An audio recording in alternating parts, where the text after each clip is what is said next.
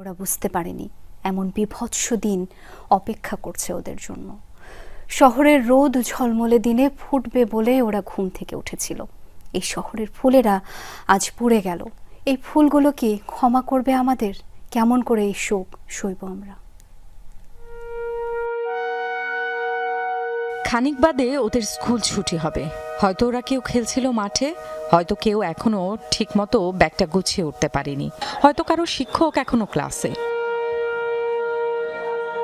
হয়তো বা বন্ধু বলছিল জলদি যেতে হবে আজ, মা আর বাবা বাইরে অপেক্ষা করছে, হয়তো বা ওরা আজ বেড়াতে যাবে, কেউ হয়তো আবার টিফিন ব্রেকের অপেক্ষায়।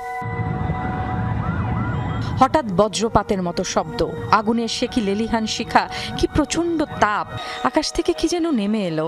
এমন তো হওয়ার কথা ছিল না। এটা তো আমার নিরাপদ স্থান, আমাদের প্রিয় স্কুল। ওরা কিচ্ছু বুঝে ওঠার আগেই ঝলসে গেল চারপাশ।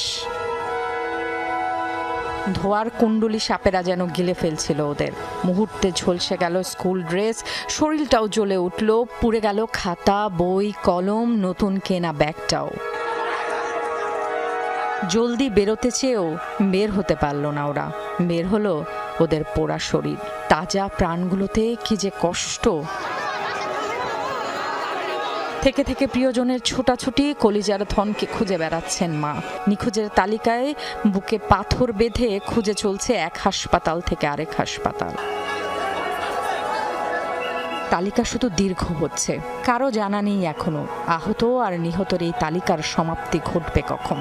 এ শহরের রোদ ঝলমলে দিনে ফুটবে বলে ওরা এসেছিল পৃথিবীতে।